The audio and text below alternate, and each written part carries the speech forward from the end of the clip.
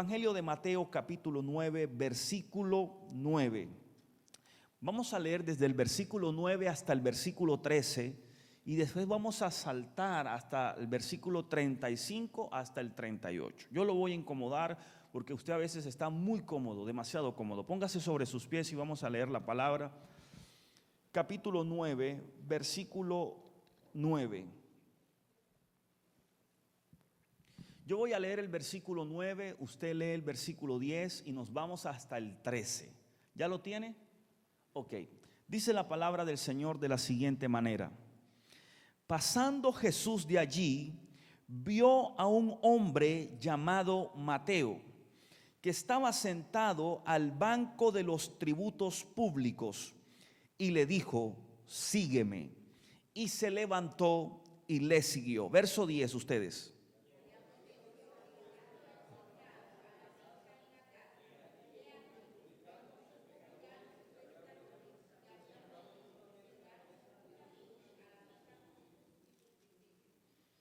Cuando vieron esto, los fariseos dijeron a los discípulos: ¿por qué come vuestro maestro con los publicanos y pecadores? Verso 12.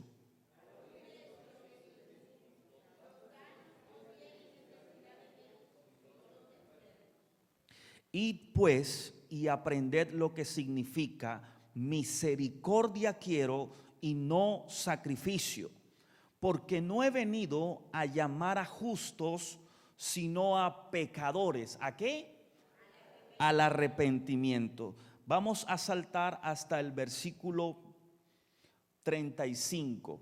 Leo el versículo 35 y ustedes leen el 36. Dice la palabra: recorría Jesús todas las ciudades y aldeas, enseñando en las sinagogas de ellos y predicando el evangelio del reino y sanando toda enfermedad y toda dolencia en el pueblo. Verso 36.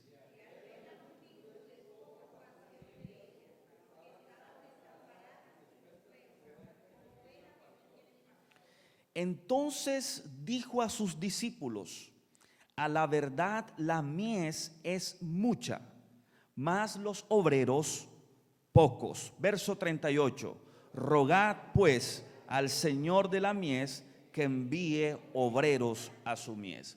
Incline su rostro y pídale a Jesús que le hable a través de su palabra en esta tarde. Amado Jesús, háblanos en esta tarde. Nuestra vida sería vacía si tu palabra no penetra en lo profundo de nuestro corazón. No habría sentido de estar aquí si tu palabra no nos restaura, no nos aviva, no nos anima, no golpea nuestro espíritu y nuestro entusiasmo y nos hace el que podamos caminar no a nuestra manera, sino a la manera tuya, amado Jesús. Oro por cada uno de los que están aquí presentes en esta tarde y declaro que tú los has traído con un propósito, Dios amado, y el propósito es que vivamos una vida plena en el propósito que tú nos has llamado. Así que gracias por este tiempo. Utilízame a mí como un instrumento, como un recurso, que yo sea el primero en recibir tu palabra, que yo sea el primero en ser confrontado, que yo sea el primero en ser animado, que yo sea el primero en que mi alma y mi vida se llene de la fe de tu palabra. Y entonces, Dios amado, que todos nosotros como cuerpo y como iglesia podamos crecer como un hombre maduro, Dios amado, a la luz de tu palabra. Así que muchas gracias te damos en esta hora, en el nombre del Padre, de Jesucristo el Hijo y del Espíritu Santo de Dios. Amén y amén. Dele su mejor aplauso al que vive para siempre. Hemos venido trabajando una serie de enseñanzas que la titulamos Sígueme. Sígueme es el gran reto que Jesús le manda a ciertas personas para que cumplan el propósito que Dios ha establecido para el hombre. Ahora, es importante que nosotros podamos traer a memoria todo lo que hemos hablado hasta el día de hoy. Es importante para entrar en el curso de la enseñanza. Llegamos a la conclusión que seguir a Jesús no es una religión. Diga conmigo, no es una religión. Dígalo con violencia, diga, no es una religión. No es una religión porque no son reglas que usted está siguiendo. No se trata de que usted sea católico, apostólico, romano, ortodoxo, copto, colombiano, guatemalteco. Es una asignación y es un llamado dado por Dios. Así que seguir a Jesús no es una religión. Seguir a Jesús es un propósito que tiene un costo. ¿Que tiene un qué? Hay que trabajar en el propósito de Jesús. Tiene un costo. No la salvación, porque la salvación se te ha dado gratis, entre comillas, gratis. Pero no es tan gratis porque alguien tuvo que morir por ti y por mí para que fuésemos salvos. Pero entonces no es una religión, pero tiene un costo que necesitamos pagar. Que cuando Él nos llama, nos da un propósito. Jesús no te llamó para sentarte en una silla. Jesús no te llamó para que pierdas el tiempo en un lugar. Él te llamó con un propósito, porque Él en su reino no tiene espectadores, Él tiene participantes. Él no tiene ¿qué? Usted cuando va a un estadio, usted no juega, usted lo que hace es ser espectador. ¿Qué pasa con el espectador? El espectador juega mejor que el jugador y es mejor técnico que el técnico, porque todo lo está viendo desde arriba. Y él dice, pero ese qué malo es, el técnico ¿por qué no hace el cambio? Todos los espectadores saben cómo se necesitan hacer bien las cosas hasta que está en el terreno de juego. Así que Dios no llama a nadie para ser espectador, es para ser participante. Diga conmigo, yo soy un participante. Vamos, dígalo con ganas, diga, yo soy un participante. Ahora, este propósito de seguir a Jesús vale la pena. ¿Vale qué? Seguir a Jesús. Repita conmigo, diga, seguir a Jesús. Vamos, levante su voz, diga, seguir a Jesús vale la pena. Hemos leído unos textos en el Evangelio de Mateo, capítulo 9, del verso 9 al 13, y del capítulo 9, del verso 35 al 38. Lo primero que quiero que nosotros podamos tener claro, yo quiero llevarlo a manera de enseñanza, así que si usted está tomando nota, este es mi primer punto. Número 1, la misión y propósito de Jesús era predicar el evangelio del reino.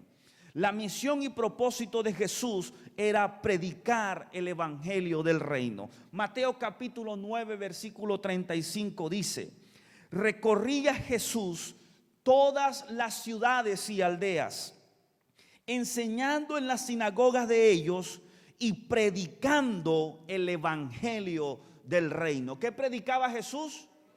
Vamos, dígalo con fuerza. ¿Qué predicaba Jesús?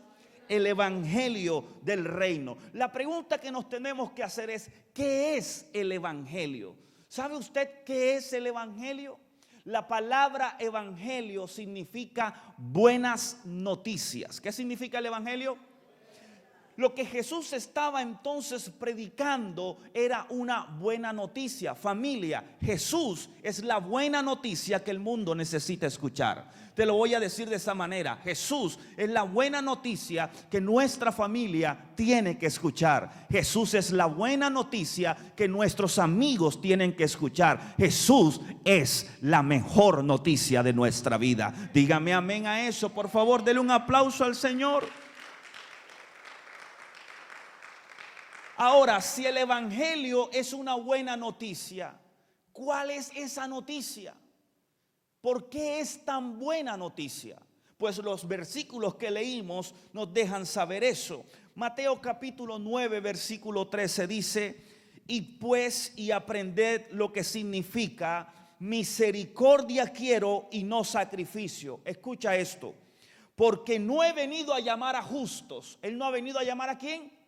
Escúcheme, porque yo no he venido a llamar a justos, sino a quienes. ¿A quién vino Jesús? Este es un panorama del evangelio. El evangelio que Jesús predica es una buena noticia. ¿Por qué es una buena noticia? Porque Jesús no ha venido a los que están sanos, porque los sanos no necesitan de médico. Jesús no ha venido a los justos, dice que Él ha venido a los pecadores. ¿A quién vino Él? Ahora, Él vino a los pecadores con un propósito. ¿Cuál es el propósito? Dígalo con ganas, por favor. ¿Cuál es el propósito? Arrepentimiento. Entonces, vamos por favor creando esta maqueta de enseñanza.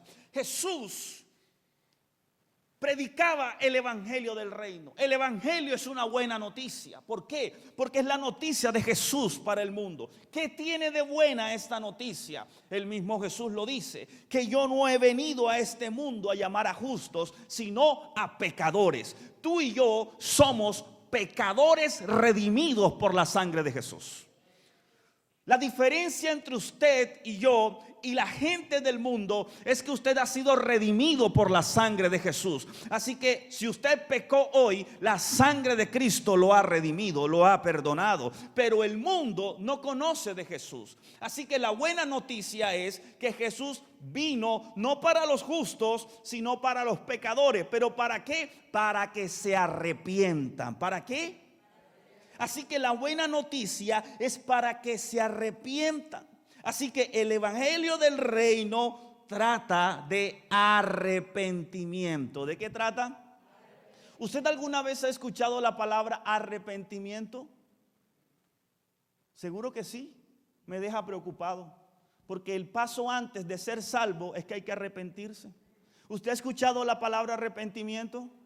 ¿Usted se arrepiente todos los días? Así que el evangelio del reino lo que trata es de arrepentimiento. Y el arrepentimiento es que mi vida cambie de dirección. Míreme hacia acá que le voy a hablar. Vine a hablarle a usted porque Dios me ha hablado a mí. Si tu vida y mi vida es la misma de antes, ni usted ni yo nos hemos arrepentido. Y si usted y yo no nos hemos arrepentido, estamos lejos de la buena noticia de la redención a través de la sangre de Jesús. Así que el evangelio del reino es una buena noticia, y esa buena noticia es que Jesús vino no por justos, sino por pecadores. Pero no solamente por el pecador, sino para que el pecador se arrepienta. Y arrepentimiento consiste en que mi vida no puede seguir siendo la misma. Si yo soy el mismo de antes, si a mí no me pueden decir nada, si yo peleo con todo el mundo, si todavía estoy luchando con el alcohol, con la droga, y no le he entregado eso a Dios, con las mujeres, con la fornicación, con el adulterio, si mi vida está entregada a eso, yo no me he arrepentido. Y el evangelio trata de arrepentimiento. Ahora, ¿qué es lo interesante de lo que acabamos de leer? Es el contexto, y quiero traerte el contexto. Jesús llamó a un hombre llamado Mateo. Mateo era un publicano cobrador de impuestos. Jesús pasa por donde está Mateo después de hacer milagros y le dice: Mateo, sígueme. ¿Qué le dijo Jesús? Vamos, con violencia, ¿qué le dijo? Es el reto que le lanzó: sígueme. Mateo cerró su libro de impuestos y salió siguiendo a Jesús. Pero Mateo le hizo una propuesta a Jesús, y la propuesta es la siguiente: quiero que comas conmigo en mi casa, te quiero invitar a mi casa. Mateo era un publicano adinerado, tenía dinero. Los publicanos en la época de Jesús trabajaban para los romanos, eran judíos trabajando para Roma. Ellos se encargaban de cobrar los impuestos. Era el IRS de ese entonces. ¿Alguno de aquí ha estado endeudado con el IRS? Nunca. Eran los que cobraban los impuestos, pero ellos cobraban de más para quedarse. Eso siempre ha existido, tanto allá como en nuestras tierras. Tranquilo, no ha pasado nada. Ahora, Jesús llama a Mateo, un publicano, un pecador. Se va a la casa de Mateo, y en la casa de Mateo, mientras come, no solo está Mateo, hay amigos de Mateo. Dentro de eso están los fariseos. Los fariseos era la religión más prominente de ese entonces entre el pueblo judío. Y al ver a Jesús dentro de la casa de Mateo, rodeado de pecadores, ellos comienzan a pensar en su mente: ¿cómo es posible que este sea el Jesús, el Hijo de Dios? ¿Cómo es posible que se codee con pecadores, con prostitutas? ¿Cómo es posible que coma de la mesa con Mateo, un ladrón, un sinvergüenza? ¿Cómo es posible que esté allí? Allí nace la palabra que le estoy hablando. Jesús dice: yo no he venido por justos. Él no ha venido ¿por qué? Ahora, es interesante que esa palabra justo aparezca en este lugar, porque los fariseos se justificaban el mismo. Todos los que nos justificamos no necesitamos de Dios. Hay que tener cuidado cuando nosotros nos justificamos. ¿Cómo así, pastor? Yo no le hago nada, yo no le hago daño a nadie. Yo con estas 4 cervecitas y con esta yo me embriago en mi casa. Yo no le hago daño a nadie. Yo no tengo ningún problema con nadie. Cuando tú te justificas, tú le estás diciendo a Dios, yo no te necesito. Cuando tú comienzas a alabarte tú mismo, lo que le estás diciendo a Dios es, yo no necesito de Jesús. Todo el que se justifica le está diciendo a Jesús, no te necesito. Pero todo aquel que se arrepiente le está diciendo, mi vida sin ti no tiene sentido. Por eso es que es importante arrepentirse, porque cuando tú te arrepientes, tú le estás diciendo a Jesús, yo te necesito. No soy como debo ser, hago lo que no tengo que hacer, hablo lo que no debo hablar, pero entiendo que tu amor es más que suficiente para mi vida. Así que aquí estoy, aquí está mi vida, aquí está mi corazón, te entrego todo lo que yo soy. No se trata de no hacer nada malo, porque mientras estemos en este mundo, tanto tú como yo haremos cosas que no le agradan a Dios. El punto está en que hay algunos que se justifican, pero hay otros que corremos a la sangre de Jesús. Y la Biblia dice que si nuestros pecados fueren rojos como la grana, como la blanca lana, serán en blanco. Dele un aplauso al que vive para siempre. Así que no te justifiques más. Nunca pienses de que es que yo no estoy haciendo nada malo. Llega a Jesús, llega a los pies de Jesús. Tú y yo estamos, todos los que estamos aquí, luchamos todos los días con algún problema, con alguna situación. Nosotros nos vemos cara a cara, pero en la intimidad de nuestra vida, ¿qué somos? ¿Con quién hablamos? ¿Quiénes somos realmente? Dios no juzga por eso de ninguna manera. Dios nos ama, pero Dios ha venido solo por el que se arrepiente. Si tú te justificas, te apartas de Dios. Si tú te justificas, corres en contra de Jesús. La palabra de Dios nos enseña que si venimos a Él y confesamos nuestro pecado, Él es poderoso para limpiarnos, Él es poderoso para restaurarnos. La palabra dice, si alguno de nosotros ha pecado, abogado tenemos para con el Padre, a Jesucristo el justo. No corras de Jesús, abrázate a Jesús en este tiempo. Así que lo que Jesús está diciendo es, mi evangelio es para arrepentimiento. Así que no digas más, yo no necesito de Dios. No digas más, yo voy a la iglesia cuando quiero. Te estás justificando. Y todo el que se justifica se aparta de Dios. Y créeme, tú no quieres caminar apartado de Dios. La Biblia dice, apartado de mí, ustedes no pueden hacer nada. Hermano, usted puede tener todo lo que este mundo le brinda, pero si Dios no está en su corazón, somos como nada. Así que es importante que nosotros lo podamos entender, que Jesús vino para que nosotros nos arrepintamos. Y arrepentimiento es la capacidad que yo tengo de reconocer que necesito cada día de Jesús. Yo te voy a preguntar algo, ¿necesitas tú cada día de Jesús o solo los lunes, los miércoles y de vez en cuando los sábados? ¿O reconoces de que todos los días, cada minuto de tu día, cada momento de tu vida, cada palpitar de tu corazón no sería igual si la gracia de Jesús no estuviera? Estamos en esta nación por la gracia de Jesús. Tenemos matrimonio por la gracia de Jesús. Tenemos hijos por la gracia de Jesús. Somos lo que somos por la gracia de Jesús. ¿Cuántos dicen amén a eso? Número 3. Hay algo bien interesante en lo que acabamos de leer. Cuando saltamos del capítulo 9 al versículo 35, hay algo poderoso que me llamó mucho la atención. Y es que la palabra de Dios dice que Jesús tuvo compasión de la gente. ¿Tuvo qué? Vamos a hacer un resumen. Jesús venía sanando, haciendo milagros, se encontró con Mateo. Le dijo, sígueme, no le importó que estaba en pecado, sígueme.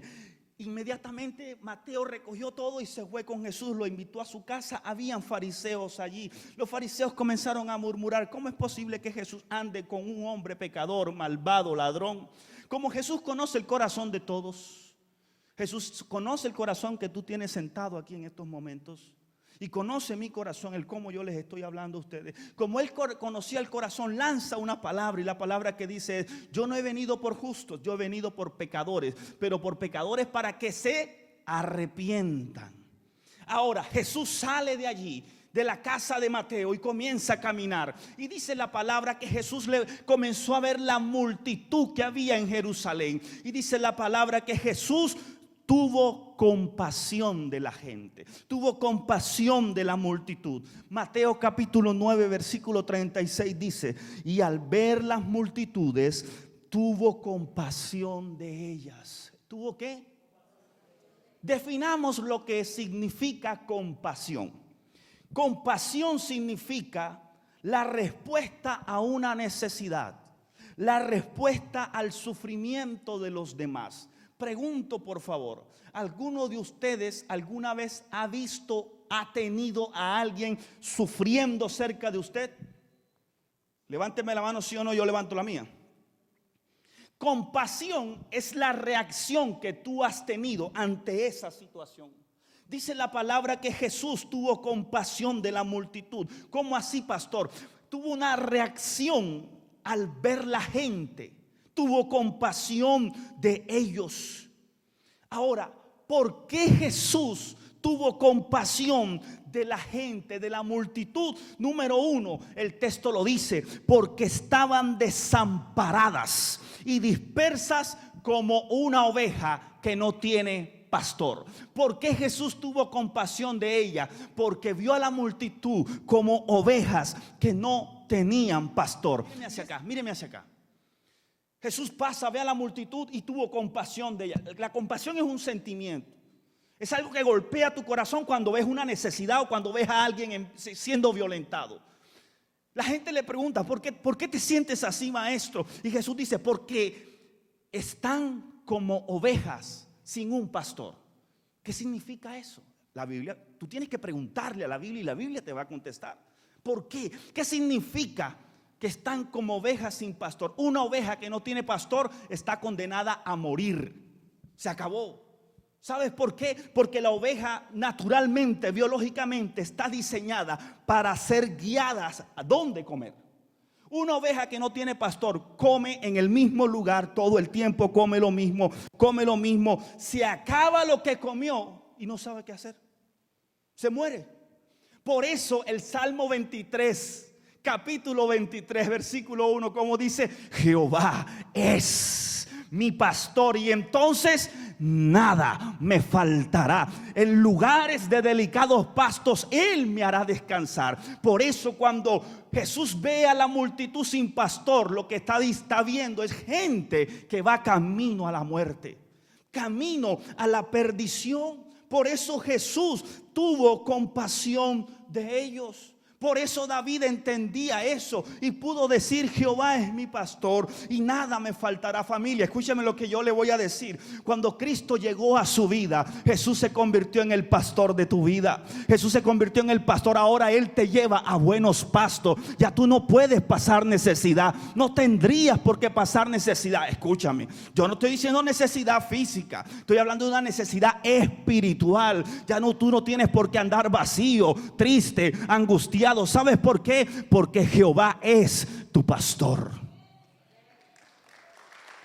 Tú me estás escuchando.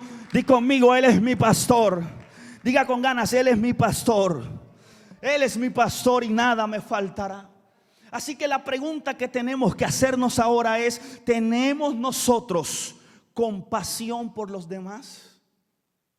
Si Jesús te dijo a ti: sígueme, y Jesús tuvo compasión de la multitud, ¿tenemos nosotros compasión de las personas? ¿Tenemos compasión de nuestra familia? ¿Tenemos compasión por nuestros amigos? ¿Tenemos compasión por nuestros compañeros de trabajo? Sí, por el que nos reímos todo el tiempo y con quienes disfrutamos. Ellos están como ovejas que no tienen pastor. Y una oveja que no tiene pastor es una oveja que va camino a la perdición. ¿Estamos nosotros siendo compasivos?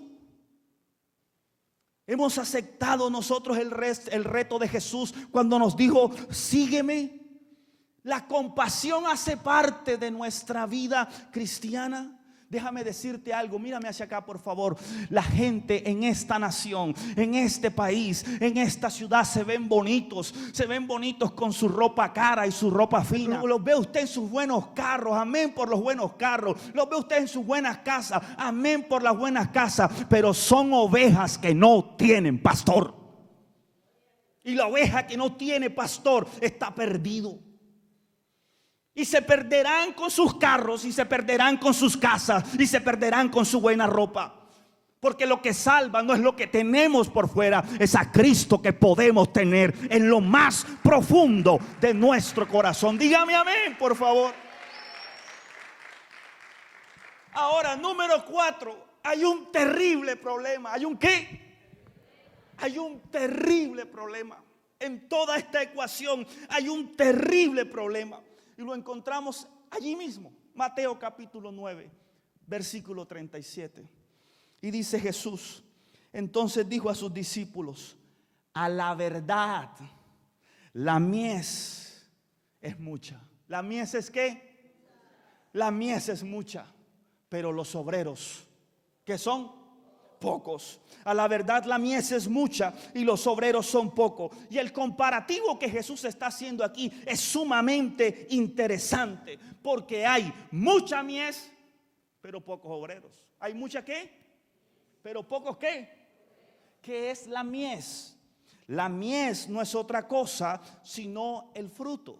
¿Qué es la mies? La cosecha. Se le llamaba mies en los tiempos de Jesús a la cosecha de la cebada, del trigo, del maíz. Y cuando la cosecha estaba lista para ser recogida, se le decía: la mies está lista. Y Jesús toma eso y lo aplica a su palabra y dice: a la verdad la mies es mucha, la cosecha es mucha, está lista ya, pero los obreros son ¿qué? Pero los obreros son pocos. ¿Cuál es el contexto espiritual de esto? La mies significan las almas. ¿Qué significa la mies? Tú antes eras una mies lista y llegó un obrero y te recogió. Qué lindo es el Señor. La mies son las almas. ¿Qué es la mies? ¿Cuántas almas hay? Muchas. ¿Cuál es el problema? No hay obreros. Lo terrible y el terrible problema es que no hay obreros. Entonces, preguntémonos, como lo hicimos con la mies, ¿qué es un obrero? Muchos de los que están aquí son obreros. ¿Qué es un obrero? Yo me fui al profeta Google y el profeta Google me contestó: ¿qué es un obrero? Dice, es una persona que tiene por oficio hacer un trabajo manual. ¿Un trabajo qué? O que requiere esfuerzo, que está empleado para otra persona. Te lo voy a repetir. Un obrero es alguien que hace un trabajo manual con un esfuerzo físico, pero trabaja ¿para quién? Para otra persona. Hagamos todo este embalaje bien precioso. A la verdad, la mies es ¿qué? Hay muchas almas. El asunto es que no hay quien le meta fuerza, ganas y que quiera trabajar para el dueño de la mies. Es lo que está diciendo el texto. Y ese es el terrible problema. En Estados Unidos hay trabajo, pero no hay trabajador. Por todos lados donde usted se meta, contratando. Pero hay un asunto tan extraño que hay gente pidiendo en los semáforos y al frente dice: se contrata. Se está contratando. Es más, hoy las empresas americanas te pagan para ir a la entrevista. ¿Qué cosa? O sea que si tú te haces 5 entrevistas al día, sacas el billete del día. Es cierto. Pero aquí no. Aquí el jefe te miró mal, te va para el de al lado. Si tú no me das 50 centavos más, me voy para el del frente. Y nosotros tenemos como un gran buffet de trabajo. Y entonces hay mucho trabajo, pero hay poco trabajador. ¿No te parece algo similar a lo que la iglesia está viviendo? ¿No te parece algo similar a lo que Jesús está diciendo? Yo estuve leyendo hace poco la razón por la cual esto está sucediendo. Porque en los Estados Unidos hay tanto trabajo y poco trabajador. Si cada vez uno ve gente nueva en esta nación. Aquí no hay tierra donde Jacksonville esté construyendo casa, townhouse, apartamento, condominio, todo ya Jacksonville no es el pueblo. ¿Por qué eso está sucediendo en esta ciudad? ¿Qué es lo que está pasando en esta nación? Los economistas dicen que hay un gran problema en esta nación. Primero, que se regaló demasiados cheques. Yo no me quiero meter por ahí porque se complica el tema, ¿verdad? Pero tengo que decir, se regaló demasiado dinero. Y ahora a quienes se lo regalaron no quieren volver al trabajo. Porque es que le estaban dando 300 o 400 a la semana, 4 por 4, 16, 1600. Estoy trabajando de la casa, ¿yo para qué necesito emplearme? Ahora quieren cerrar el grifo y no se puede, porque la gente no quiere trabajar. Ahora la gente cree que necesita más y realmente necesita más, porque esta nación está entrando en una recesión, si no lo quieran decir. Tú antes comprabas a $1, ya $1 no existe, es $1.25. Yo llegué a pagar gasolina aquí de 1.99, ahora está en 4.19, papá. ¿Digo verdad o miento? Eso tiene un nombre, recesión. Aunque no lo querramos aceptar, así se trabaja esto. Pero ¿qué es lo que está pasando en esta? ¿Cuál es el comparativo al cual yo quiero llevarte? ¿Qué es lo que está pasando? El contexto al que quiero llevarte es que algo similar está pasando en la iglesia de hoy. La iglesia de hoy tiene de todo, hermano. Mira dónde estás sentado tú. Una silla acolchada. Hasta acústica es la silla. ¿Sí? Esa silla está diseñada para que reciba el sonido de este lugar y sea acústica. Así ha llegado la iglesia. Antes la iglesia, y no quiero traer la comparación simplemente porque sí, los hermanos se sentaban en el piso. Todavía hay una iglesia perseguida que ni siquiera puede poner su carro, porque, bueno, primero porque no tiene carro. Tú y yo tenemos carro y a veces tenemos 2 carros y a veces tenemos 3 carros. Y tú dices, mañana salgo en el blanco, pasado salgo en el gris y el rojo salgo el otro día. Y allá en Colombia no teníamos bicicleta, no teníamos nada de eso. Pero hoy la iglesia está viviendo lo mismo. La mies es mucha, pero los obreros son pocos. ¿Qué pasa con los obreros de la iglesia? Tenemos una iglesia chévere. Chévere viene del griego bueno. Tenemos una iglesia acomodada, hermano. Usted no puede estar mejor. ¿Me permite hablarle como su pastor? Tú hoy no puedes estar mejor. Tú tienes lo que debes de tener. Usted y yo comemos bien, vivimos bien, estamos bajo un buen techo, compartimos en familia. Y ese, en vez de haber sido un plus para servir a Jesús, se ha convertido en la mayor oposición para que el reino avance. Aquí se dañó el mensaje. Porque por eso es que la iglesia no solamente tiene buenos lugares. Bien, pero estamos acalorados. No me prende ese aire, yo necesito aire. ¿Sabes qué teníamos en la casa? Un abanico. ¿Tú no sabes lo que es abanico? Viene del griego ventilador. No sé si cómo se dice en tu casa. Que eso, o sea, tú tienes chance de aire acondicionado 30 segundos. Lo te tocan 30 segundos para el que está al lado, 30 segundos para el otro lado. Pero nosotros, como ahora subimos de nivel, ya tenemos otro estrato. Yo necesito aire. Y por favor, bájamelo a 74, porque a mí en 76 siento que los poros me hablan. Y hemos desvirtuado el por qué Cristo nos ha llamado. Hemos perdido el sentido. A la verdad la mies es mucha y los obreros son pocos. Dentro de la iglesia estamos acomodados, viviendo bien. No queremos que el cheque se cambie espiritual. Venimos cuando la cosa se nos complica. Venimos cuando la situación se acelera en nuestra vida. Yo vengo a hablarte como tu pastor, como alguien que te ama. Este es el tiempo donde Jesús sigue diciendo: la mies es mucha, los obreros son pocos. Dígame amén, por favor.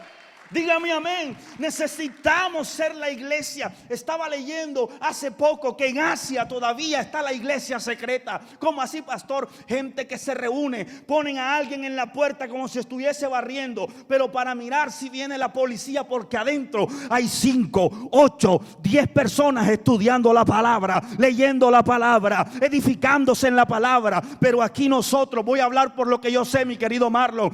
Esto no se trata del que el servicio sea a las 8. a las 10, a las 12, a la 1 o a las 5. Se trata de nuestro corazón. Yo sirvo a Dios a las 8, a las 10, a las 5, a las 7, a tiempo, afuera de tiempo. La iglesia no está hecha para acomodarme a mí. Yo me acomodo al propósito de Dios. Apláudele si tiene ganas y si no también. Entonces, ¿qué está pasando en la iglesia? ¿Dónde está el esfuerzo? Pastor, salir el sábado es el día que yo descanso. ¿Cómo es posible? Camiseta. ¿Y qué marca es la camiseta? Porque yo solamente uso Calvin Klein. Ojalá sea la camisa más china que esa señora haya podido hacer, para que entendamos que no se trata de ropa ni de comida, sino de la compasión por el perdido, por la compasión. Dígame algo por favor. ¿Qué está pasando?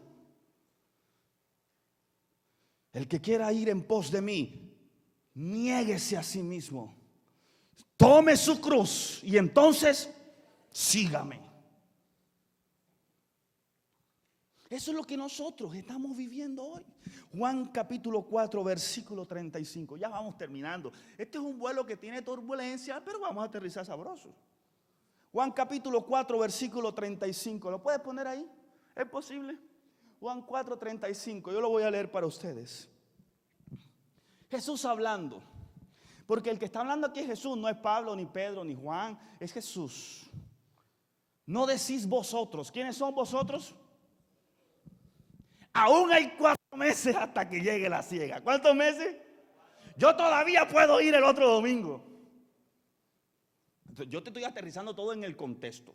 Jesús mismo está diciendo, ustedes dicen, aún faltan 4 meses para la siega. ¿No te parece algo parecido? Yo todavía puedo hablarle a él. Yo me encuentro con él después. Yo puedo ir al servicio otro día. O yo lo puedo ver en línea. Todavía hay tiempo. Nos creemos dueños del tiempo. Y quizás hoy puede ser nuestro último día, sin saberlo. Quizás estamos respirando las últimas bocanadas de aire. Quizás sean los últimos momentos que estemos viendo a las personas que amamos. Eso no lo sabemos. Pero nosotros decimos, todavía falta tiempo. Todavía lo puedo hacer. ¿Seguro? Aún hasta 4 meses. ¿Y qué dice Jesús? He aquí yo les digo, alzad vuestros ojos. ¿Cuál es la orden? Vamos, dígalo con ganas. ¿Cuál es la orden? Alguien dijo que estamos en la generación de aquellos que nunca se encontrarán $1. Porque pasa con el celular así. Nunca se encontrará. Uno antes no salía así, salía buscando el dólar. Ahí sí me encuentro 50 pesos por ahí, 500 pesos. Usted nunca se encontró dinero. Cuando estaba, pero. Lo que Jesús dice es, he aquí os digo, alzad vuestros ojos. Iglesia, tienes que quitar la mirada de lo pasajero de este mundo. Alza tus ojos. Hay algo mucho más allá de lo que tu corazón desea y anhela. No podemos estar viviendo en la perspectiva de nosotros. No podemos estar ensimismados en lo mío, en lo que me rodean. Solamente alzad vuestros ojos, dice la palabra. ¿Por qué dice eso? Porque la iglesia tiene los ojos clavados en el suelo. Por eso la palabra de Dios dice, buscar las cosas de arriba, donde está Cristo sentado, y no en las de los hombres, porque pereceréis.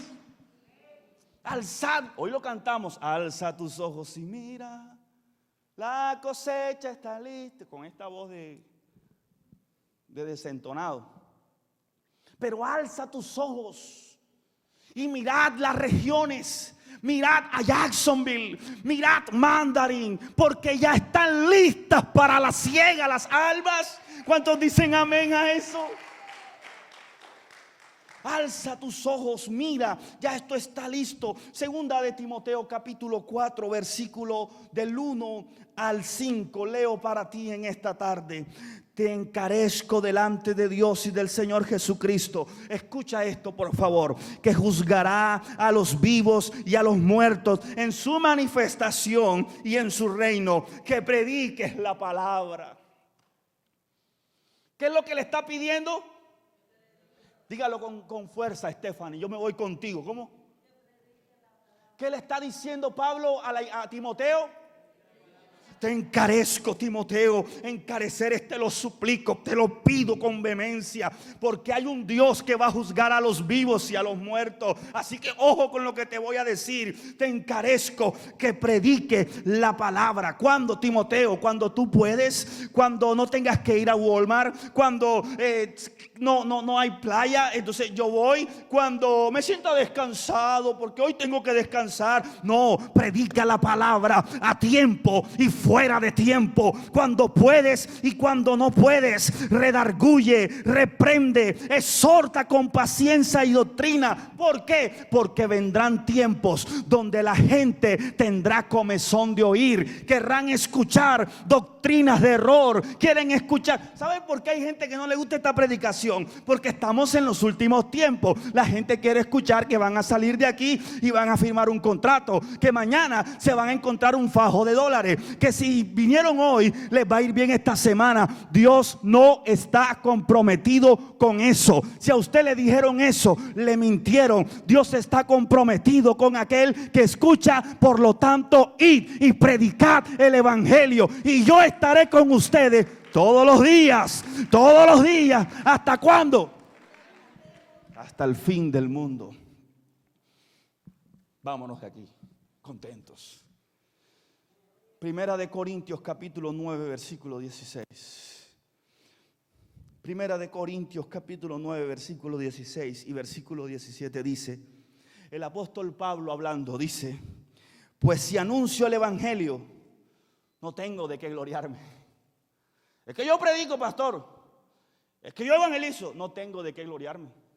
Y si anuncio el evangelio, no tengo por qué gloriarme, porque me es impuesta necesidad. ¿Cómo así? Es como si tú le dijeras a tu jefe, tienes que agradecerme que vine a trabajar hoy. El jefe que te va a decir, tienes que agradecerme a mí que te estoy dando trabajo. O sea, yo estoy predicando porque se me ha impuesto la necesidad. Es que el que me llamó me dijo que esto era lo que yo tenía que hacer. Dice el texto, no tengo por qué gloriarme porque me es impuesta necesidad. Y viene un grito y ay de mí si no anunciare el evangelio. Por lo cual, escucha esto, si lo hago de buena voluntad, si lo hago de buena gana, recompensa tendré. ¿Cuántos creen que Dios recompensa a la gente? ¿Cuántos creen? La Biblia dice, Jesús dijo a sus discípulos, si usted no deja todo lo que tiene, bienes, riqueza, todo, y no me sigue, usted no es digno de nada. Y se le acercó a Pedro y Pedro le dijo, ven acá, explícame eso, porque yo dejé la barca, eran 4 barcas, 50 trabajadores, para seguirte a ti. ¿Cómo que no vamos a recibir nada? Y Jesús le dijo, no, por causa del evangelio, todo el que deje eso recibirá mucho más de lo que tenía aquí en esta tierra. Voy a decirte algo, el reino de los cielos paga y paga bien. Paga bien. Paga bien. Así que el apóstol Pablo dice, recompensa tendré, pero si lo hago de mala voluntad. Hay gente que predica de buena voluntad y hay gente que lo hace de mala voluntad. Y el apóstol Pablo dice, pero si lo hago de mala voluntad, igual la comisión se me ha sido dada. O sea, quiera o no quiera, tengo que predicar. Servir a Dios no es tocar instrumentos. Servir a Dios no es reunirse. Servir a Dios no es cantar. Servir a Dios no trata de eso. Servir a Dios es predicar el evangelio de Jesucristo. Eso es servir a Dios. Y por último, punto número 50. No sé por dónde voy, pero se acabó, hermano. Rogad al Señor de la mies, dice Jesús. La Nueva Traducción Viviente dice, orad al Señor de la mies. Porque la mies es ¿qué? ¿Y los obreros qué? Jesús dice: rogad al Señor de la mies, orad al Señor de la mies. Necesitamos orar por las almas. Necesitamos orar por el que está perdido. Necesitamos tener compasión por quienes nos rodean. Necesitamos pensar más en el otro. Necesitamos tener nuestro corazón donde Cristo tiene su corazón. Podemos decir en este día: envía más obreros. Aquí estoy yo, Señor. Podemos decir en esta tarde: yo voy a hacer lo que tengo que hacer. La Biblia dice: si buscas primero mi reino, todo lo demás será añadido. Podremos nosotros en esta tarde decir: aquí hay un obrero más que no quiere vivir de migajas, que no estoy esperando que tú hagas nada por mí. Entendí que ya tú hiciste todo por mí. Diste a tu hijo en la cruz por amor a mí. Yo era el que tenía que morir en la cruz. Sin embargo, la redención llegó a mí. Ya entonces no tengo que hacerlo yo. Ahora Cristo Jesús murió por mí en la cruz. Ahora yo estoy dispuesto a darle mi vida, mi tiempo, mi pasión, mi dinero, mis fuerzas, mi voz, mi garganta, para que las almas conozcan de Jesús. Todo lo que yo soy, entregarlo a Él. Familia, yo como pastor estoy orando para que esta iglesia sea una iglesia de obreros que vayan a la mies. Y yo creo que Dios nos está incomodando. Te doy un testimonio que se lo hablé a los líderes. ¿Me lo permites? Te voy a tomar solamente 30 segundos. Yo soy pastor de todos ustedes y de gente que usted no ve aquí. Y aunque usted no lo ve aquí, yo siempre estoy orando por ellos. Nunca los he soltado. Siempre los llamo, siempre les envío un mensaje, porque es mi función como pastor. Hace poco menos de un mes, ¿cuántos saben que Dios habla? ¿Usted sabe que Dios habla? Yo escuché la voz de Dios que me dijo: necesito que los sueltes ya. Voz audible. Necesito que los sueltes ya. Porque no te están menospreciando a ti, me menosprecian a mí. Y esa voz yo la escuché, la recibí como recibo la voz de Dios y continúo mi camino. Porque hay muchas almas que salvar. Te lo voy a repetir: hay muchas almas que salvar. Te lo voy a decir una tercera vez: hay muchas almas que salvar. Así que yo estoy orándole a Dios para que esta iglesia nos convirtamos en una iglesia que va a la mies, que los pastores seamos obreros, que los líderes sean obreros, que los músicos sean obreros, que los cantantes sean obreros, que los jóvenes sean obreros, que el que canta, el que predica, el que ministra, al final del día en este reino el mayor es el que sirve. Póngase sobre sus pies, dele un aplauso al que vive para siempre. Gloria al Señor. Levante sus manos al cielo en esta hora. Bendito Jesús. Dele gracias al Padre por la palabra. Te adoramos, Jesús. Los líderes levanten su voz, por favor. Líderes, levanten su voz. Así que líderes, vamos a orar. Padre, en el nombre de Jesús. A la verdad la mies es mucha y los obreros son pocos. Pero aquí está esta iglesia, aquí estamos nosotros.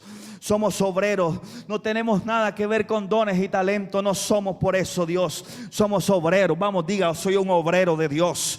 Soy alguien que trabaja para alguien. Soy un obrero que trabaja físicamente, a tiempo y afuera de tiempo. Si me levanto a las 5 para trabajar y regreso a las 6, a las 10 y trabajo para un hombre, trabajo para cumplirle a una persona, me esfuerzo sábado y domingo para ganar un poco más. ¿Cómo no darle mi esfuerzo, mi vida, mi entusiasmo al Dios que me mantiene sano, al Dios que me mantiene con vida, al Dios que restauró mi vida, que restauró mi matrimonio, que ha restaurado mis hijos, que me mantiene en pie a pesar de la tribulación, del dolor, de la angustia, de la soledad? Hoy entiendo que mi vida vida es una ofrenda para ti. Aquí estoy, heme aquí, envíame a mí. Yo soy un obrero que quiere ir a la mies. Sé que no será fácil, sé que recibiré señalamiento, sé que se burlarán de mí, pero tu palabra dice, el mismo Jesús, el dueño, el siervo nunca será mayor que su Señor. Si a mí me maltrataron, a ti también, pero no importa, iremos,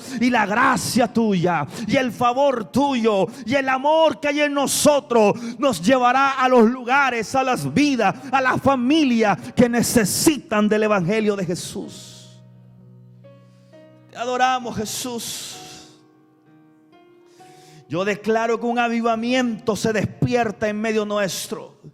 Yo reprendo todo letargo. Yo reprendo todo espíritu de las tinieblas que produce ceguera espiritual, sordera espiritual, corazones de piedra. En esta hora tu palabra dice, ya no tendrán un corazón de piedra, pondré un corazón de carne, del cual manará gracia, favor, vida, evangelio, amor. Tenemos compasión. Padre, despierta a los evangelistas de esta casa. Despierta a los evangelistas. Yo declaro que esta iglesia se despierta y se levanta. Esta nación no es un cementerio. Esta ciudad no es un cementerio de ministros. Tú no viniste de Colombia, de Centroamérica, de Suramérica a enterrarte en esta ciudad. Usted vino a servir. Usted vino a ser un obrero. Y cuando tú eres obrero, el reino produce, el reino paga, el reino da en abundancia. Bendito Dios. Los líderes salgan de su posición. Póngale la mano a alguien. Pídale sabiduría al Señor y póngale la mano a alguien. No ore por esa persona, sino, Señor, este es un obrero, esta es una obrera que va a la mies, que va a la mies, que va a la mies, en el nombre de Jesús. Bendito eres tú, Señor. Padre, oramos por la actividad del sábado. Aquí estamos los evangelistas. Aquí estamos los que trabajamos. Aquí estamos los que vamos por las almas. Compasión, compasión, compasión, compasión. Porque no me avergüenzo del evangelio, porque es poder de Dios para salvación a todo aquel que cree. A la verdad la mies es mucha. La palabra dice, levanta los ojos. Ahí están los campos blancos, listos para la siega, listos para la siega. Te adoramos, Jesús. Te adoramos, Jesús. Maravilloso eres tú, Señor. Te adoramos, Jesús. Gracias te damos, Señor. Toma la mano del que tienes a tu lado, por favor. No ores por necesidad. Ora por compasión por las almas. Declara que el que está a tu lado se levanta como un obrero, se levanta como un obrero, se levanta como un evangelista. ¿Cuál es el mejor legado que le podemos dejar a nuestros hijos? El amor por las almas, la pasión por Cristo, la pasión por Cristo, la pasión por Cristo. Ese es el mejor regalo, legado que le podemos dejar a nuestra generación. Que tu hijo se levante, hable la palabra. Que tu hija se levante, hable la palabra. Es el mejor regalo. Oro por los evangelistas. Todos vamos a ser evangelistas. Todos vamos a arrojar dones y talentos a los pies de Cristo. Y vamos a salir. Y vamos a conquistar. Y vamos a tomar territorio. Vamos a tomar territorio. Vamos a tomar territorio. Y el enemigo se va a oponer, pero la palabra nos enseña que mayor es el que está con nosotros, que las armas de nuestras milicias son poderosas en Cristo para la destrucción de fortalezas. Te adoramos, Jesús. Tuyo es el reino. Tuyo el poder. Tuya es la gloria por siempre. Amén. Te adoramos, Jesús. Tuyo es el Te adoramos, reino. Jesús. Tuyo el poder. Te adoramos, Jesús. Tuya es Maravilloso la eres tú. gloria por siempre. Amén. Este es el tiempo, Señor. No hay otro tiempo. Este es el momento. La voz de Jesús se sigue escuchando. Retumba en lo más profundo. Sígueme, sígueme, sígueme, sígueme. yo te haré pescador de hombres, sígueme. Y ellos dejándolo todo, le siguieron. Y ellos dejándolo todo, le siguieron. En mi Biblia no leo en ninguno de los evangelios que tuvieron necesidad, todo lo contrario.